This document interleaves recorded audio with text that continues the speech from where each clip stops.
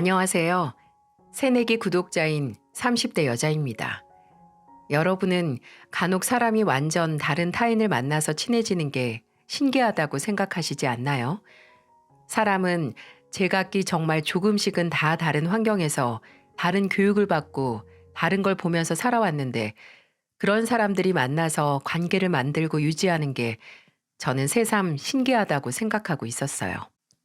물론 모든 사람들이 다 가까워지는 게 아니라 비슷한 사람들끼리 아니면 다른 점에 끌려서 가까워질 사람과 또 멀어질 사람, 그리고 평생 상종도 안 할 사람을 구분하기도 하죠. 또 때로는 정말 만난 지 얼마 되지도 않았는데, 아, 나하고 정말 잘 맞겠다. 아니면 정말 나랑 하나부터 열까지 안 맞는 스타일이다. 라고 느낌이 올 때가 있잖아요. 사람이 촉이라는 게 있어서 어느 정도 그 느낌이 맞을 때가 있는데 또 사람 일이 어떻게 될지 모른다고 정말 한 치 앞도 예상을 못할 정도로 중구난방인 관계가 있기도 합니다. 그리고 30여 년 길지도 그렇다고 완전 짧지도 않은 제 인생에서 그런 관계를 만나게 돼서 이렇게 사연을 보내게 됐어요. 저는 학창 시절 동아리 활동의 영향으로 어른이 됐을 때 바로 제과제빵 자격증을 취득해서 제빵사가 됐습니다. 그리고 체인 빵집에 취업을 했고요.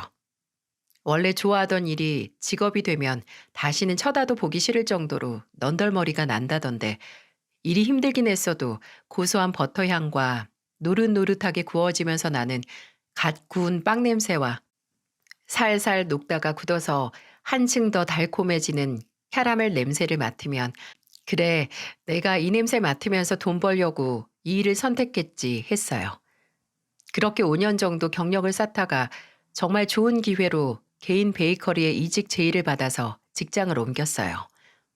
대규모 체인점은 아니었지만 조금 더 전문적이고 높은 연봉을 제의해 주셨기에 감사히 받아들였죠. 그러다가 그곳 사장님께서 결혼을 하시게 됐어요. 그렇게 참석한 결혼식이 끝나갈 때쯤에 사장님 남편분께서 와준 지인들에게 고맙다고 뒤풀이를 할 수 있도록 식당을 예약해 놨다는 얘기가 들리더라고요. 그렇게 참석한 뒤풀이에서 신랑 측 손님 중 하나였던 한 남자를 만나게 됐습니다. 나윤 씨, 제빵 사시구나. 어쩐지 가까이 갔을 때 달콤한 향이 났어요. 아, 설마 결혼식 오기 전에도 빵을 만들었을까요? 현재 씨 진짜 말씀 재밌게 하신다. 말도 잘하고 유머러스한 남자와 그때는 다들 흥에 취하고 술에 취해서 정말 실없는 소리만 하고 헤어졌는데 나중에 사장님이 신혼여행에 다녀와서 제게 이런 말을 하시는 겁니다. 나윤 씨, 그날 현재 씨랑 친해졌다며? 현재 씨가 남편 대학 후배거든. 근데 남편한테 바로 나윤 씨 얘기했대. 소개시켜 달라고. 나윤 씨는 생각 없어? 현재 씨 진짜 괜찮은데. 지금 증권회사 다니고 나윤 씨보다 한 3살인가 많을 거야. 그때 봐서 알겠지만 외모도 나쁘지 않았지? 남자답고. 그리고 예의도 바르고. 한번 고민해봐. 매장에서 사장님의 얘기를 들었을 때는 그냥 웃고 말았어요. 근데 집에 돌아오고 나서 계속 생각이 나는 겁니다. 제가 말을 예쁘게 하고 예의 바른 남자 스타일에 끌리는데 그날 만난 그 남자가 딱 그랬던 것 같았거든요. 그렇게 사장님과 사장님 남편분의 주선으로 다시 한번 그 남자를 만나게 됐고 얼마 지나지 않아 저희는 연인이 됐습니다. 남자는 참 말 한 번으로 열량빚, 천냥빚을 갚는 사람이었어요.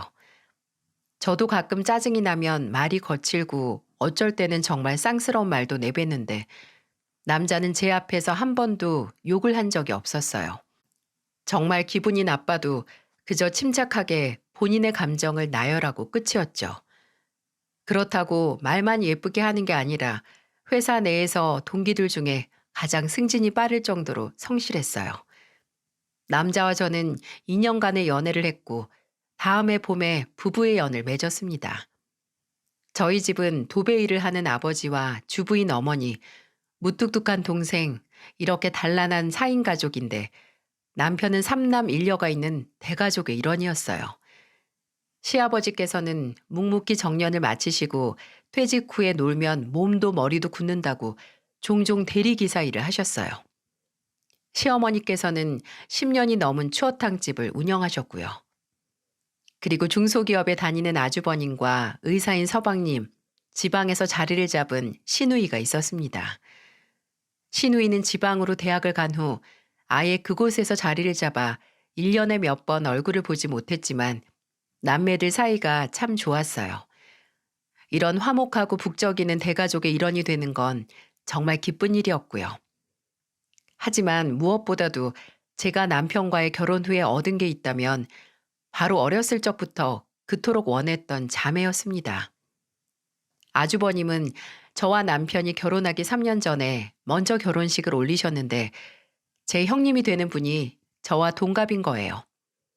그래도 분명한 위계 질서가 있기에 만나자마자 바로 형님, 형님하고 부르며 존칭과 존댓말을 썼었죠.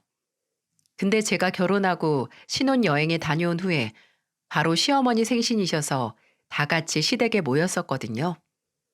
식사 전에 주방에서 음식을 푸고 있는데 형님이 제 옆으로 가만히 와서 이런 말을 하시더라고요.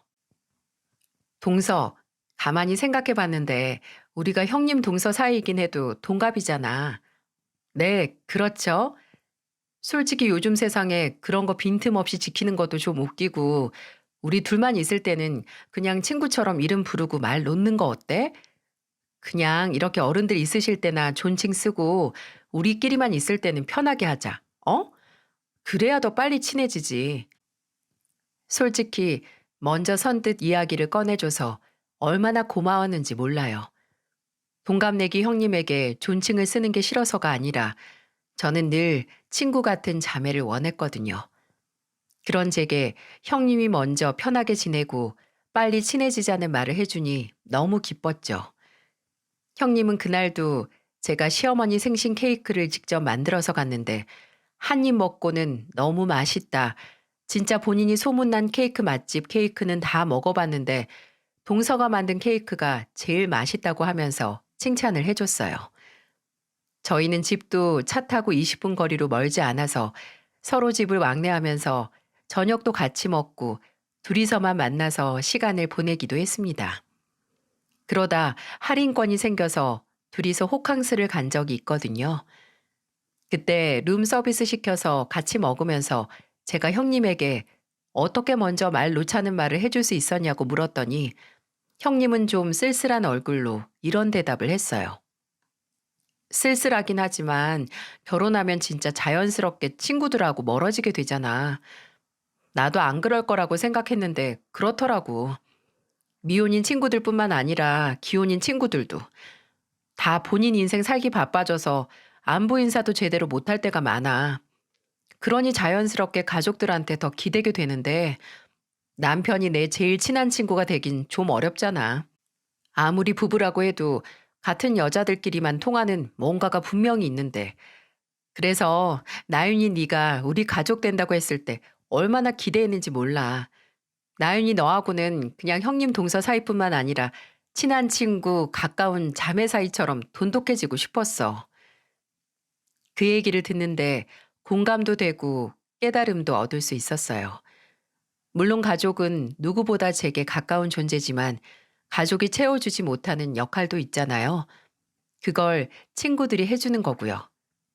근데 저는 형님과 자매 같은 친구, 친구 같은 형님 동서 사이가 되면서 가족과 친구의 역할을 모두 충족시키는 사이가 된 거죠.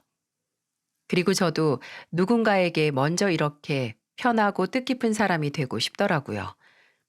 그리고 얼마 지나지 않아 제게 기회가 찾아왔습니다.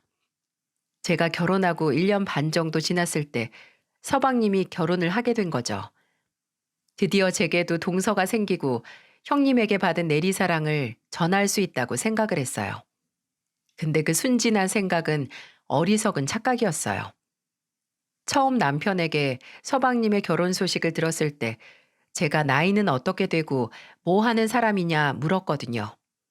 근데 남편이 좀 주저하면서 말하는 거예요. 그 직업이 딱히 없나 봐. 건물주 딸이래. 뭐 딱히 취업도 안 하고 그냥 생활한다던데? 저는 진짜 대단하다고, 진짜 주님 다음에 건물주님이네, 라고 말했어요. 뭐 돈 걱정 없으면 직업 같은 걸 딱히 안 정하고 살 수도 있으니까요. 동서하고는 시댁에 처음 인사를 왔을 때나 상견 내에서 만난 게 아니라 서방님이 따로 아주버님 부부와 저희 부부를 불러 마련한 자리에서 처음 만났어요.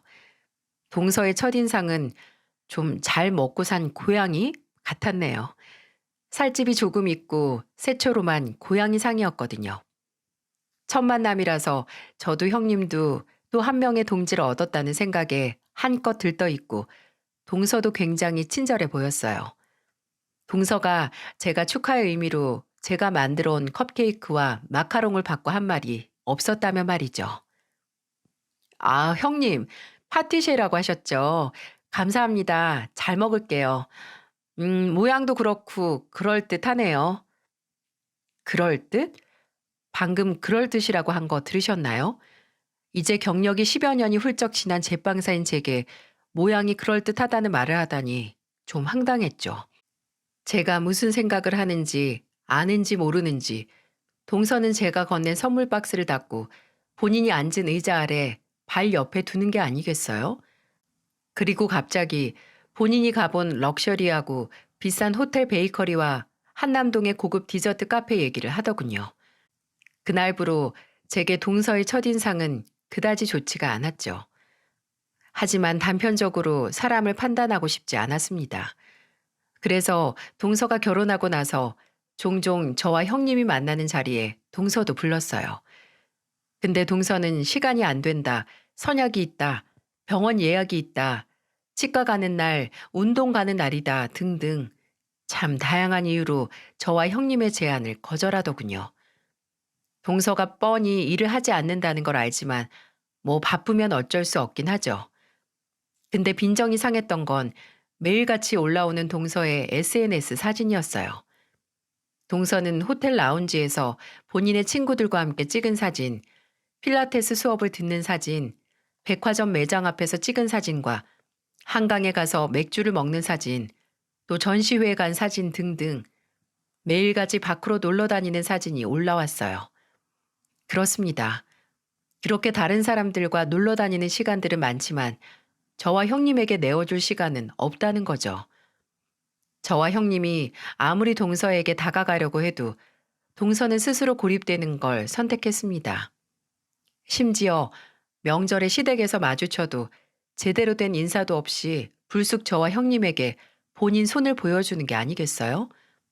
동서의 손, 아니 정확히 손톱에는 아주 길고 화려한 네일아트가 되어 있었죠. 형님들, 제가 이거 한지 얼마 안 돼서 음식은 못할 것 같아요. 괜히 이 손으로 음식했다가 벗겨져서 음식에 들어가면 안 되잖아요. 그렇죠? 차라리 음식을 하기 싫으면 음식에는 재주가 없다, 다른 일을 하겠다라던가, 아예 오지를 말던가, 아주 계획적으로 네일 아트까지 받아와서 저런 말을 하니 어이가 없었죠. 그래서 제가 좀 짜증이 나서 이렇게 말했어요. 그럼 나중에 설거지하면 되겠다. 설거지하면 그게 떨어지든 말든 상관없잖아. 네? 아, 그럼 얼마 안 된 네일 아트가 망가질 수도 있잖아요. 그건 어쩔 수 없지. 동서, 내 남편이나 아주버님은 전 부치고 시아버지랑 서방님은 상이라도 차리고 청소라도 해. 어머님이랑 나랑 형님은 주방에서 다른 음식 준비하고 가족들 다 같이 뭐 하나씩은 다 하는데 동서만 그냥 있게? 뭐 말리진 않겠는데 민망하지 않겠어? 동서가 아무것도 안 하고 싶으면 그렇게 해. 그리고 다음에는 괜히 이런 거 받아올 필요 없이 일하기 싫으면 일하기 싫다고 해. 이게 무슨 시간 낭비, 돈 낭비야? 그날 동서는 뚱한 얼굴로 식사 후 쌓인 설거지를 했습니다. 중간에 서방님이 가서 대신 해주긴 했지만 정말 그 잠깐 설거지한 게 분이 안 풀렸나 봐요. 주방에서 나오면서 저를 빤히 째려보더라고요. 더 웃긴 건 그 후 동서의 행동이었네요.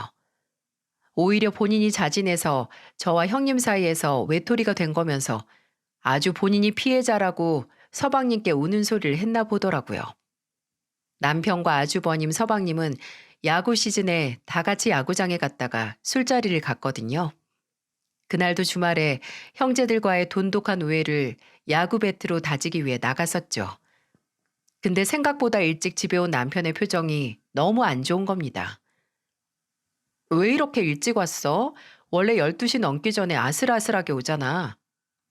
아, 이제 그 자식이 열받게서 그냥 왔어. 내가 아직도 열불이 나서 진짜. 남편이 일찍 들어온 이유는 다름 아닌 서방님 때문이었습니다. 제가 남편에게 자초지종을 물어보니 남편은 분을 사귀는 것처럼 한참을 씩씩거리다가 입을 열었어요. 야구를 보고 나서 늘 가는 단골집에 갔는데 술이 조금 들어간 서방님이 남편에게 이런 말을 꺼냈다는 겁니다. 형, 형수님 성질 좀 어떻게 하라고 해. 시대가 어떤 시대인데 형님이 돼가지고 말이야. 동서를 부려먹어.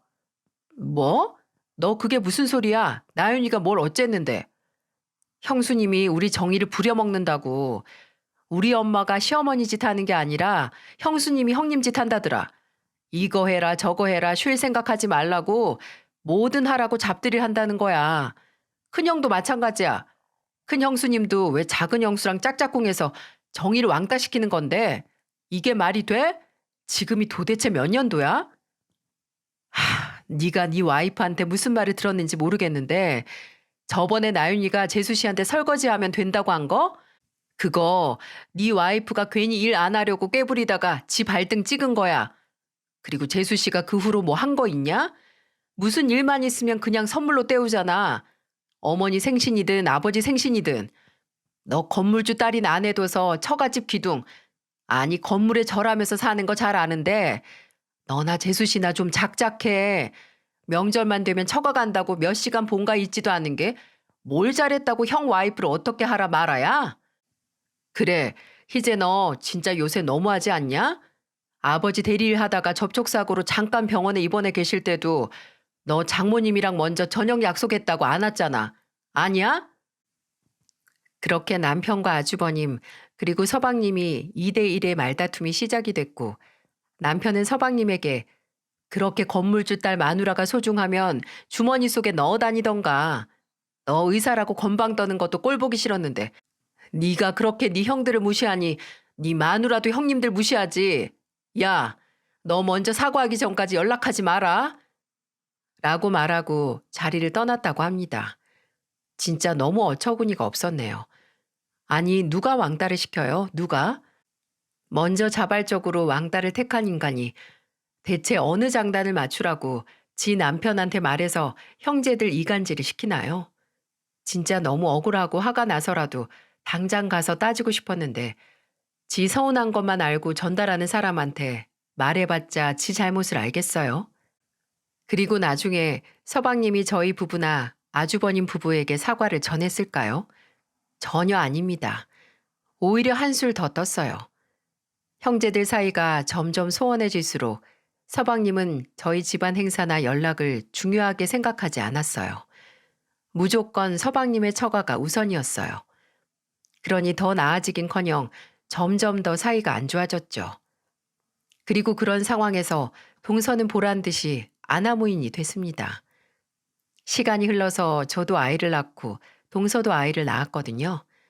저는 딸을 그리고 동서는 반년 뒤에 아들을 낳았죠. 진짜 아직까지도 기가 막히고 코가 막힌 사건은 저와 동서의 첫 아이들이 유치원 입학을 앞두고 있었을 때였어요.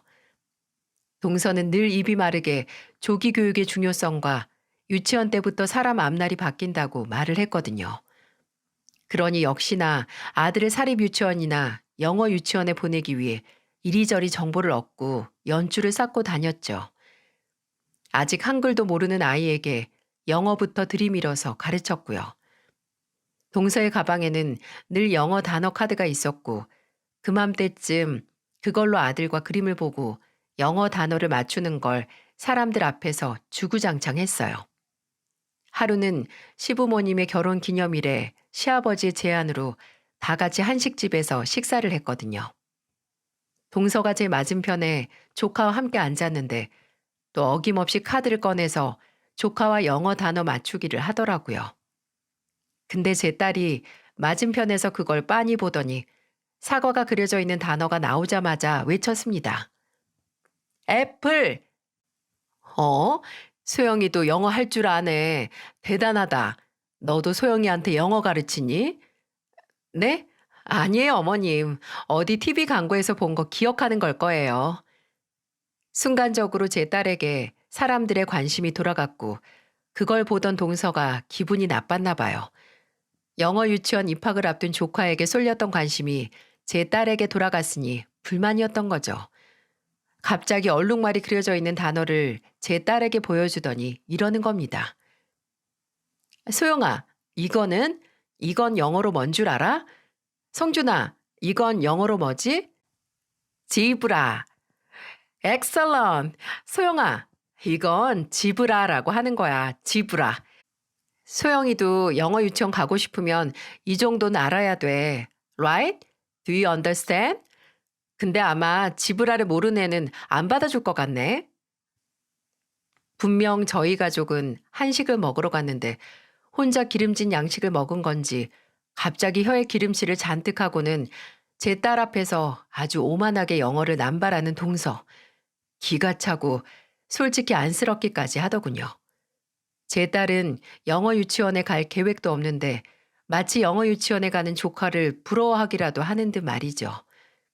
저는 그 꼴을 가만히 보다가 딸에게 말했어요.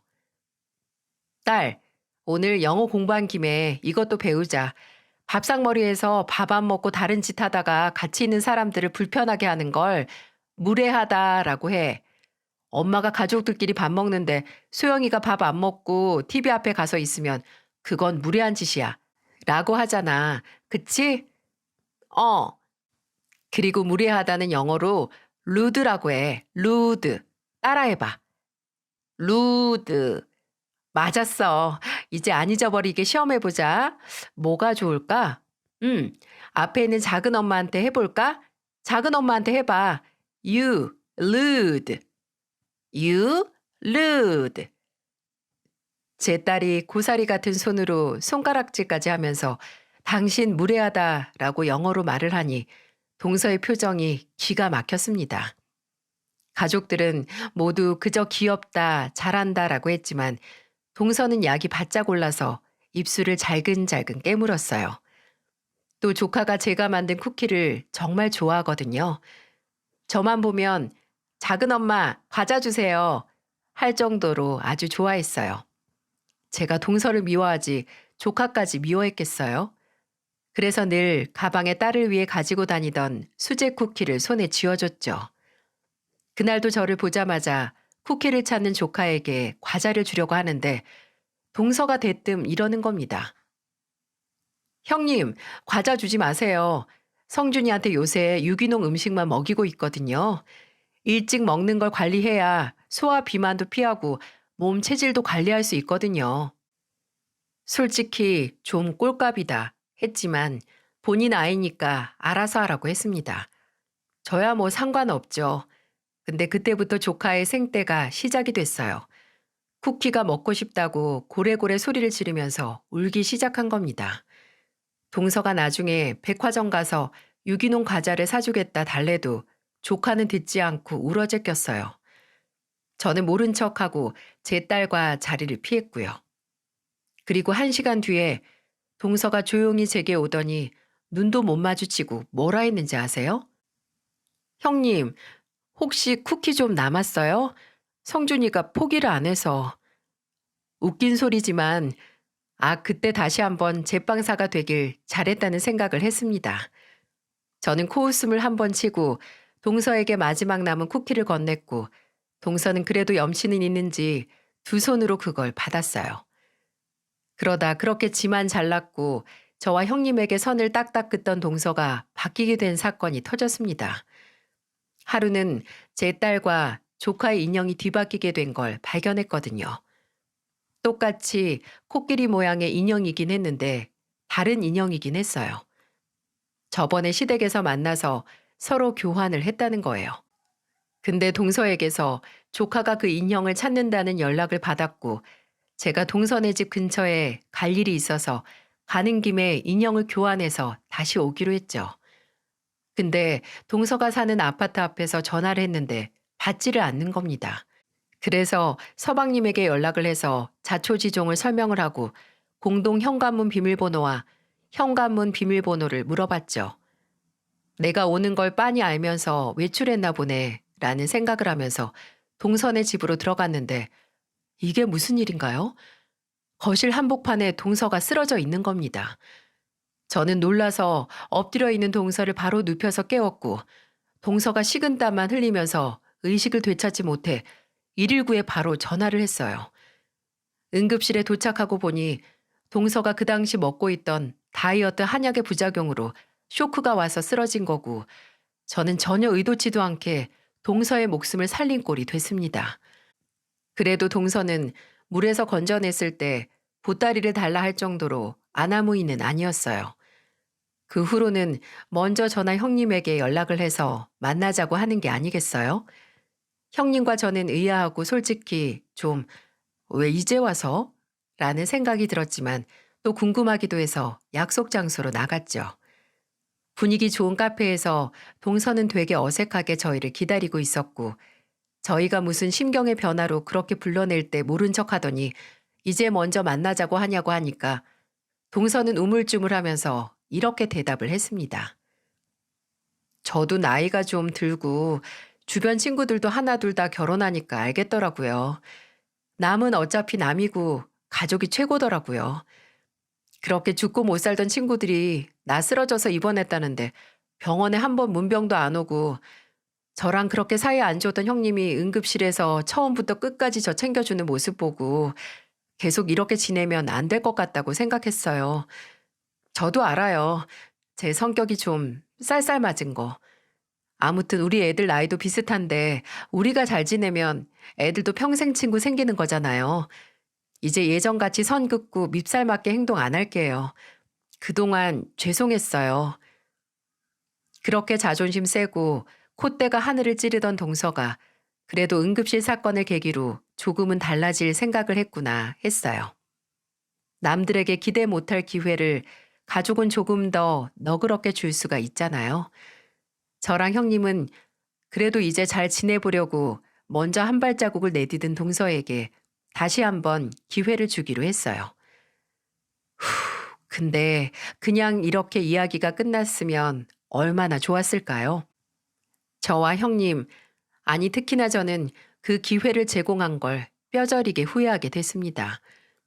동서와 어느 정도 사이를 개선하고 덩달아 남편과 서방님도 사이가 원만해졌을 때 가족 사이에는 아무런 문제가 없었지만 대신 남편에게는 커다란 문제가 생겼어요.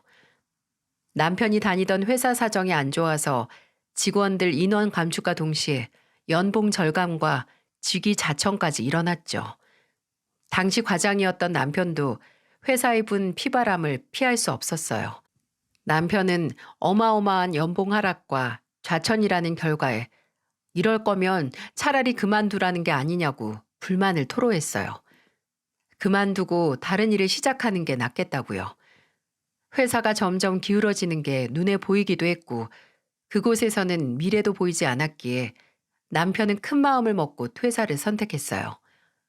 그리고 그간의 실무 경험을 살려서 본인 사업을 하겠다고 했죠. 불안하긴 했지만 저도 일을 하고 있었기에 남편의 도전을 응원했습니다. 남편은 여기저기서 사업 자금을 끌어다가 사업을 시작했어요.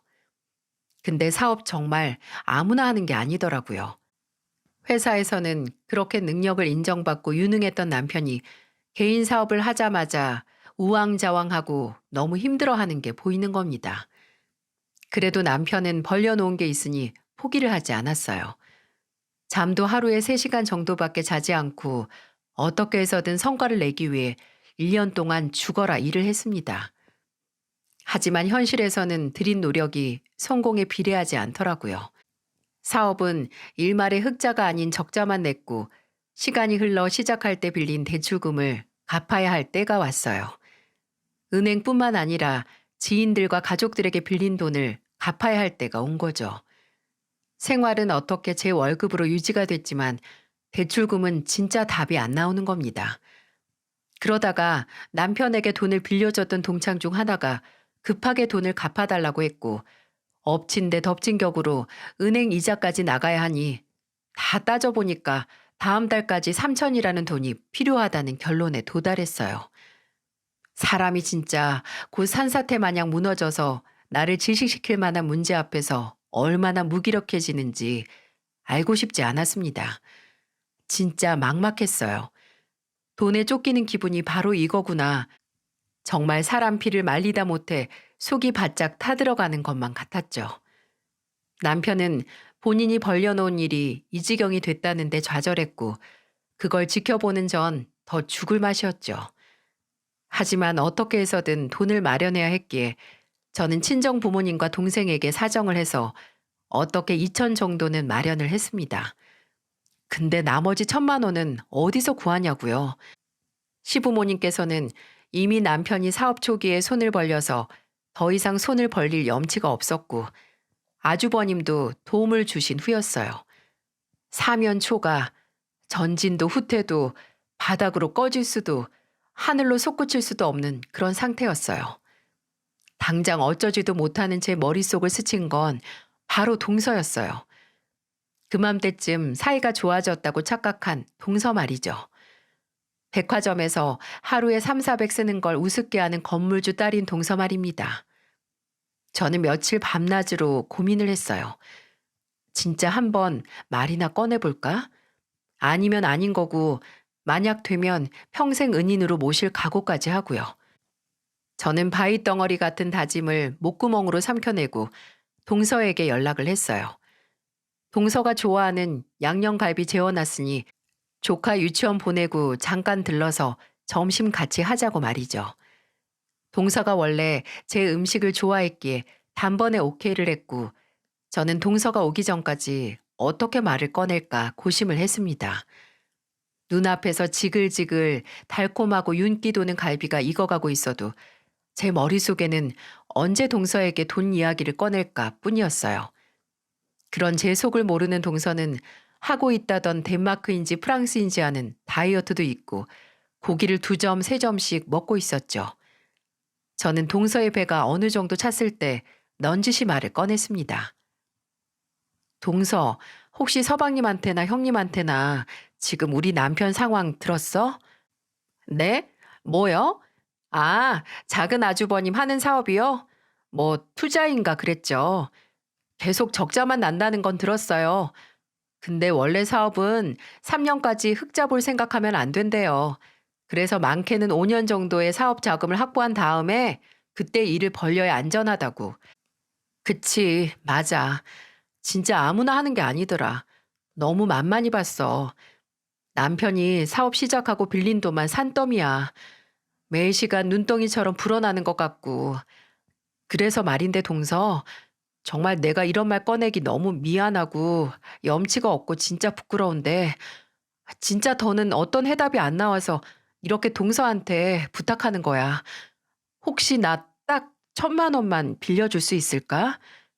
네? 1,000만 원이요? 어, 정말 내가 2달 안에 갚을게. 나 곧 있으면 만기되는 적금도 있고 절대 그 은혜 잊지 않을 거야. 내가 정말 절박한 상황이라서 그래. 다른 건 다 미뤄도 동서한테 빌린 돈은 약속한 기간 안에 갚을 테니까 제발 나 믿고 빌려줘. 부탁이야. 동서는 한없이 자세를 낮춰서 한 제 부탁을 듣고 한동안 말이 없었어요. 갑자기 물을 마시고 우물거리면서 입가심을 하고 휴대폰을 들어서 뭘 확인을 하면서 시간을 보냈습니다. 그리고 그 몇 분 동안 제 피는 더 말라 바닥을 보였죠. 그리고 이내 동서가 입을 열었어요. 그래요. 뭐 못 빌려줄 것도 없죠. 가족 좋은 게 뭐겠어요. 정말? 동서 정말 근데 가족이라고 해도 돈 문제는 확실히 해야 하는 거 형님도 알고 있죠? 제가 그래도 100번 양보해서 월 이자 5%에 기간은 6개월, 딱 반년 드릴게요. 어때요? 차용증 쓸까요? 순간 동서가 뜯던 갈비에서 나온 뼈로 얼굴을 맞은 것 같았네요. 저게 대체 어디서 나온 조건인 거죠?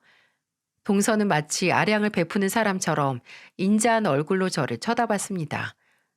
저는 당혹스러움에 인상을 구겨가면서 말했어요.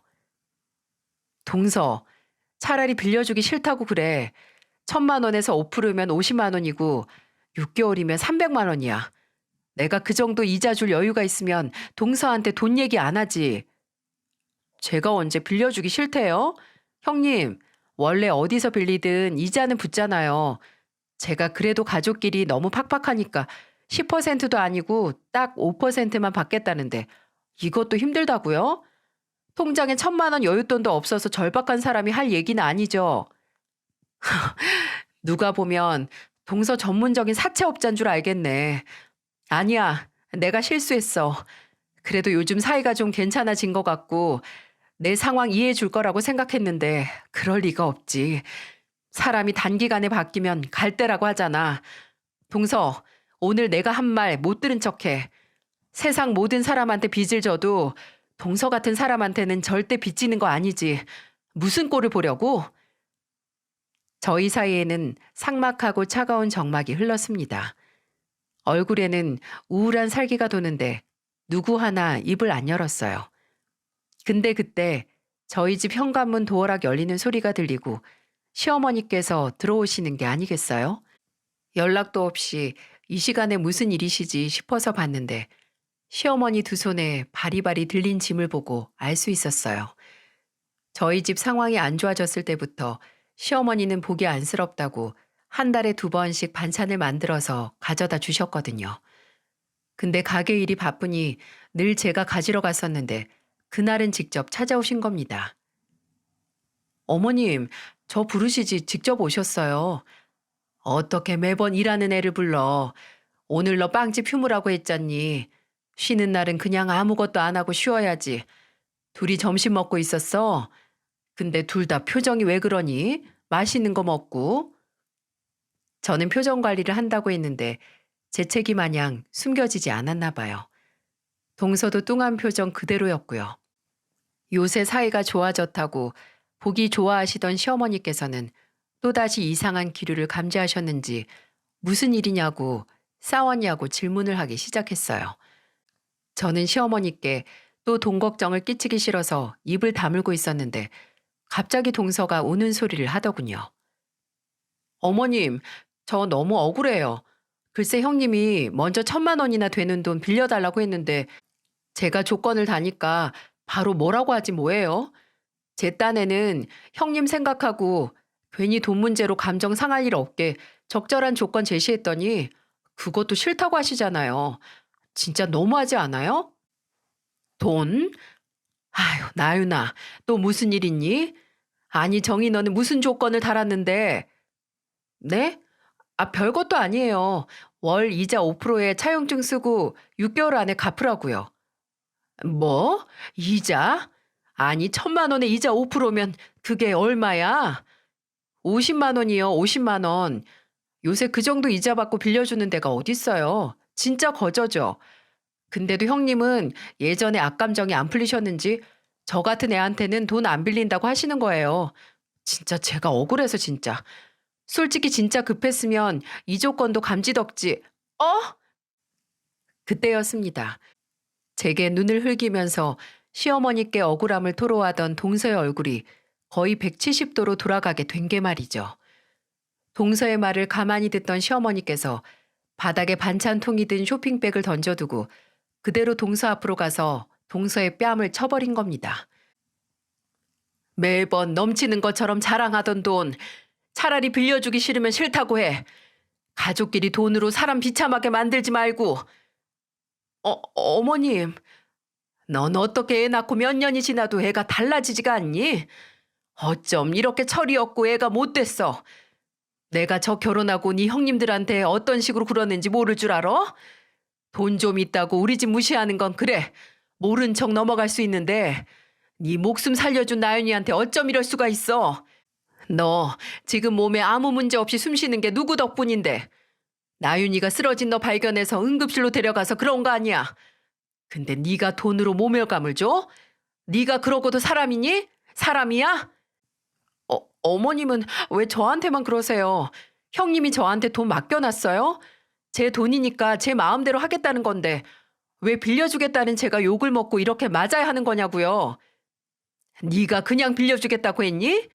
있는 생색 없는 생색 다 내고 진짜 절박한 가족한테 돈으로 수치심까지 주는 게 어떻게 그냥 빌려주는 거야. 사람 괄시하고 영혼에 상처를 주는 거지. 나는 도대체 너란 애를 이해할 수도 없고 가족으로서 인정도 못하겠다. 내가 너 희재랑 이혼을 시키든 아니면 아예 내 아들하고 인연을 끊든 해서 앞으로 내 눈앞에 얼씬도 못하게 만들 거야. 이혼 얘기와 연을 끊겠다는 얘기까지 나오니 동서는 그제야 사태의 심각성을 깨달았는지 저자세를 취하기 시작했습니다. 뾰족하게 뜬 도끼 눈을 감추고 그렁그렁 맺힌 눈물을 뚝뚝 흘리면서 말했어요. 어머님, 잘못했어요. 사실 제가 그냥 해본 소리예요. 혹시 형님이 돈으로 문제 일으키실까봐. 사람이 돈을 막 빌리다 보면 경제관념이 무너지잖아요. 그래서 그랬어요. 저 사실 이자는커녕 형님한테 돈 빌려주고 안 받으려고 했어요. 정말이에요. 저한테 1,000만 원은 돈도 아니란 말이에요. 이제 와서 눈물겹게 생쇼하지 마라. 누가 그 말을 믿겠니? 그리고 네가 용서를 빌 건 내가 아니라 네 형님이야. 나윤이한테 싹싹 빌고 꿇어서 용서 안 받으면 나도 너 용서 안 해. 나는 이제 네 얼굴 보고 싶지도 않다. 아쉬울 때만 가족이지. 그 꼴 보기 싫은 행동을 다 했어도 다시 너 받아준 형님한테 너 그러는 거 아니다. 앞으로 정신 못 차리고 그렇게 살면 네 주변에 아무도 안 남는 거다. 너 혼자 돈 끌어안고 외롭게 죽는 거야. 시어머니는 동서에게 단호하게 제게 용서를 받지 않으면 앞으로 아는 척도 안 하고 가족으로 인정도 안 하겠다고 선언하셨어요. 동서는 그 당시에는 눈물을 흘리며 시어머니께 용서를 구했지만 솔직히 진지하게 받아들이진 않았나 봐요. 제게 사과 한마디 없었거든요. 근데 시어머니는 그 꼴을 두고 보실 수 없으셨나 봅니다. 형님에게 들었는데 동서와 서방님이 한 번 더 시어머니께 용서를 빌기 위해 찾아갔는데 시어머니는 집으로 그 둘을 들이긴커녕 아예 그간 동서에게 받은 선물을 모두 싸서 동서 앞으로 내던지셨다고 해요. 그리고 이렇게 말하셨죠. 내가 나중에 네가 나한테도 이자 운운할까 무서워서 이것들 가지고 있을 수가 없다. 다 가져가. 다 필요 없으니까 가져가고 이제 너도 저거랑 갈라서거나 네 형수가 용서하기 전까지 내 집에 얼씬도 하지 마라. 가족한테 돈으로 모멸감 주는 애는 평생 내 가족 될 일 없어. 시어머니께서는 진짜 대쪽 같으셨어요. 그리고 급했던 1,000만 원도 저희에게 빌려주셨고요. 왜 셋째한테 빌리려고 하다가 그 꼴을 보냐고 본인에게 먼저 오지 하면서 말입니다. 그리고 동서는 저보다도 시어머니의 마음을 돌리는 게 시급하다고 생각을 했는지 제게 사과는 안 하고 계속해서 시어머니께 선물 공세를 했다고 해요. 정신을 못 차린 거죠. 시어머니는 집으로 배달되는 한우 선물 세트며 꽃바구니며 고가의 화장품 세트를 전부 동서에게 되돌려 보내셨고 마지막 수단으로 동서가 조카를 데리고 시댁에 갔을 때 아예 쳐다보지도 않으셨어요. 그렇게 한 달 정도 지났을까? 동서는 더 이상 시어머니의 냉대와 저희 가족을 포함해서 온 가족과 단절되는 것을 참지 못하겠는지 제 집으로 저를 찾아왔어요. 그때 형님과 함께 브런치를 먹고 커피를 한잔하기 위해 제 집으로 가는 길이었는데 집 앞에 진짜 오랜만에 보는 동서가 서 있는 거예요. 동서는 그렇게 다이어트를 해도 안 빠지던 살이 쪽 빠져서 저를 보자마자 바로 무너지듯 울면서 바닥에 무릎을 꿇고 울기 시작했어요. 그리고 끄끄거리는 소리까지 내가면서 힘겹게 말했죠. 형님, 제가 잘못했어요. 제발, 제발 용서해 주세요. 그리고 어머니께 말씀 좀 해주세요. 어, 저 정말 이대로는 못 살겠어요. 솔직히 왜 이렇게 동서가 시댁에 집착을 하는지 이해가 안 가더라고요. 뒷배 든든한 친정이 있으니 아쉬울 것 없나 했는데 나중에 그 이유를 알 수가 있었어요. 저는 진짜 하늘이 무너지는 것처럼 용서를 구하는 동서를 용서하고 시어머니께 말씀을 드렸습니다. 동서가 제게 사과를 했고 용서를 해서 기회를 한 번 더 주기로 했다고 말이죠. 그러니 어머님께서도 노여움을 푸시라고 했어요. 시어머니는 제 뜻을 받아들여 주셨지만 금방 모든 감정을 털어내지는 않으셨어요. 시어머니께서도 나름대로 동서를 예의주시하면서 기회를 주시기로 한 거죠. 동서는 제게 용서를 받은 후에 진짜 동서 나름대로 노력을 하는 게 눈에 보였어요. 먼저 저나 형님에게 연락을 해서 어디 스파를 예약했는데 다 같이 가자. 호텔 수영장에 애들 데리고 가자. 연말에는 다 같이 따뜻한 나라로 여행을 가자 등등. 그간의 묵은 감정을 해소하고 가까워지기 위해 이것저것 시도를 했죠. 그러다가 동서가 술에 취해서 속 이야기를 터놨을 때 동서가 시댁에 집착하는 이유를 들을 수 있었어요. 남부러울 것 없는 부잣집 딸이지만 부모님께서는 사이가 소원하시고 외동딸인 동서도 있는 둥 마는 둥 하셨대요. 그래도 결혼해서 서방님을 데리고 가서 관계를 회복하려고 해도 시큰둥해서 진짜 본인을 따뜻하게 생각해주는 시댁에 더 애정이 갔다고. 근데 자신도 표현하는 방법을 몰라서 행동이 엇나갔고 마음을 표현하는 방법은 비싼 선물이나 좋은 곳에 같이 가는 것밖에 몰랐다고요. 모두 나름의 사정과 배경이 있잖아요. 동서도 모나고 어설픈 행동에 대한 변명거리가 있었던 거죠. 하지만 동서는 이제 변명만 하는 게 아니고 그 행동을 바꾸기 위해 노력을 했습니다. 근데 한번 속을 터놓고 가까워지니까 세상 애교쟁이의 주접이 수준급이더라고요. 제가 일하던 베이커리가 문을 닫아서 제가 본의 아니게 실직자가 됐는데 동서가 그 소식을 듣더니 진지하게 제게 이런 제안을 하더라고요. 형님, 제가 형님 솜씨를 알잖아요. 그냥 섞이기엔 너무 아쉬운데 제가 투자할 테니까 디저트 카페 차리실래요? 저는 경영만 하고 실질적인 사장 겸 파티쉐는 형님인 거죠. 진짜 자리만 괜찮으면 대박 날걸요? 빈말이어도 꽤 솔깃한 제안이지만 그때쯤 남편이 지인의 도움으로 재취업을 해서 빚은 남아있긴 했지만 상황이 안정된 상태였거든요. 월급은 300이 안 됐지만 그래도 알뜰하게 살면서 천천히 빚을 갚아갔죠. 딸도 초등학교 입학을 앞두고 있는 상태라서 바로 일을 시작할 생각도 있었기에 동서에게는 그냥 말뿐이라도 고맙다고 했습니다. 지금까지 이야기를 들어주신 여러분께서 아신다면 깜짝 놀라실 텐데 사실 이 사연도 동서와 함께 보내는 거예요. 제가 채널을 들은 지 얼마 안 됐는데 동서가 얼마 전 저희 집에 와서 제가 이 채널을 듣는 걸 보고 이렇게 말하는 게 아니겠어요? 형님, 여기에 저희 둘 얘기 보내면 바로 채택될 것 같지 않아요? 그렇긴 한데 창피하지 않겠어? 어쨌든 떳떳한 얘기는 아니잖아. 그렇긴 한데 과거를 인정하지 않고 시간이 지났을 때 웃어 넘기지 못하면 아직 과거에 얽매여 있는 거래요. 나중에 그 얘기하면서 하하호호하고 별것 아닌 것처럼 넘길 수 있어야 진짜 반성하고 변화하는 단계를 거치는 거라고요. 형님, 우리 여기에 사연 보내볼까요? 이 사연은 사연 속에서 무개념으로 그려진 동서가 오히려 신이 나서 먼저 제안을 하게 돼 보낸 겁니다. 믿어지시나요? 동서는 과거 본인의 과오와 철없는 행동을 만인에게 보여주고 변화를 받아들임으로써 한 번 더 제게 사죄를 하고 반성을 하는 일종의 의식을 한 게 아닌가 싶어요.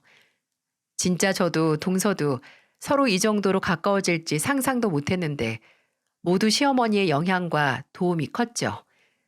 이 자리를 빌어 다시 한번 저희 시어머니께 감사의 말씀을 전하고 싶어요. 그리고 이 사연이 소개될 때쯤 제 옆에서 같이 듣고 있을 동서에게도 말하고 싶습니다. 예전에는 동서가 너무 미웠는데 그래도 잘못을 인정하고 뼈를 깎아내는 심정으로 변화해줘서 고맙다고 말이죠. 그리고 그 변한 모습이 변치 않고 우리 둘 사이도 변치 않고 이렇게 친구처럼 가족처럼 깊은 관계를 유지하고 싶다고 말하고 싶습니다. 이야기를 들어주셔서 정말 감사합니다. 나를 위해서 유해한 관계는 빠른 청산이 필요하지만 어떤 관계는 일종의 유예 기간을 거쳐도 되는 것 같아요. 여러분에게도 아예 회복 불가능한 관계라고 생각했던 사람이 훗날 없어서는 안 되는 소중한 관계로 변하는 순간이 오길 바랍니다. 모두들 행복하세요.